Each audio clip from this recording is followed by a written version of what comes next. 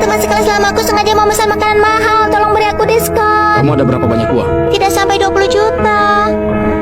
600.000. Ah, aku tidak bisa memutuskan ini. Kamu bagilah biaya dengan teman sekelas lamamu. Bos, Beri saja dia harga 600.000. mereka makan lebih dari 6 juta. Gadis itu dari desa yang sama denganku. Karena sudah bertemu harus dibantu. Oh iya, tidak perlu merekrut koki baru. Aku akan kembali ke desa untuk meyakinkan sepupuku. Baiklah bos, mobilnya sudah siap. Yo, Putri Pak Widodo sudah kembali. Kakak sepupumu baru saja menerima pesanan 20 meja untuk pernikahan keluarga Edison. Sedang sangat sibuk. Baiklah Bibi, kalau begitu aku akan bantu. Setiap kembali selalu berpakaian seperti ini. Juga tidak tahu apa yang dilakukan di kota. Coki, uang orang kamu juga kamu tipu. Satu meja 1 juta. Sekalian aja ngerampok. Mary, 1 juta tidak mahal untuk satu meja perjamuan kan? Dan juga sekarang harga semua bahan naik. Iya, bukankah harga di kota juga seperti ini? Aku kemarin pergi makan di hotel kelas atas. Satu meja besar hidangan ada lobster abalone. Kalian tebak berapa harganya? Berapa?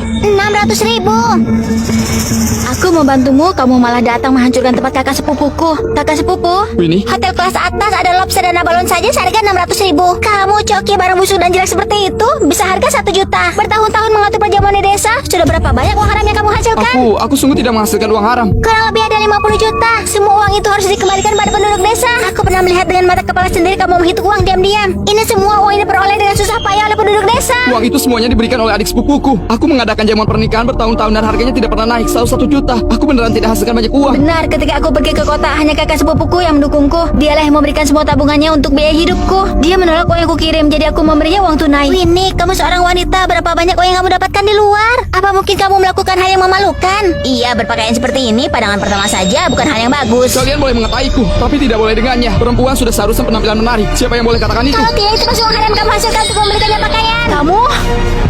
Aduh. Kakak ipar, apa yang kamu lakukan? Tahun lalu putraku menikah, memesan perjamuan 10 meja denganmu, total 10 juta. Iya. Kalau begitu kamu kembalikan uang 4 juta itu padaku. Anggota keluargaku sakit, nggak punya uang untuk beli obat. Sungguh nggak ada uang lagi, kembalikan 4 juta itu. Bibi Tina, dari mana ada logika seperti itu? Harga sudah dinegosiasikan. Saat putramu masuk ke perguruan tinggi, kakak sepupuku memberi amplop 2 juta. Tidak ada sebab memberikan amplop dengan isi sebanyak itu. Aku lihat karena dia punya uang haram. Benar, setiap hal punya tempat masing-masing. Aku juga tidak memaksamu untuk memberikan amplop. Kamu harus kembalikan uangku. Aku hanya berpikir di desa ini jarang ada yang masuk perguruan tinggi. Apa yang bisa aku bantu, aku bantu. Tidak menyangka kalian. Uang tidak mungkin dikembalikan. Aku tidak melakukan kesalahan pada kalian.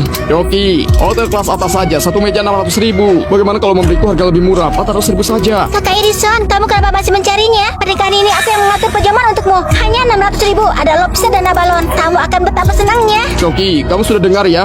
Lagi pula hidanganmu belum sampai. Aku juga tidak akan bayar. Jika kamu tidak setuju, aku akan pindah tempat lain. Edison, kakak sepupuku dengan baik hati telah menghapus semua hutangmu. Beginikah balasanmu? Bukankah dia yang pertama menipu warga desa? Masih tidak membolehkan orang lain mencari yang lebih baik? Mulai sekarang, aku, Mary, akan menyelesaikan semuanya. Hanya 600.000. Mary benar-benar telah menghilangkan bencana bagi desa ini. Kamu sungguh jahat. Patah saja istrimu kabur dan kakimu kotor. Diam kamu. Sudah. Kakak sepupu, bagaimana kalau kamu ikut aku ke kota? Bukan hanya soal pekerjaan. Aku juga sudah menemukan dokter yang bagus untukmu. Baik.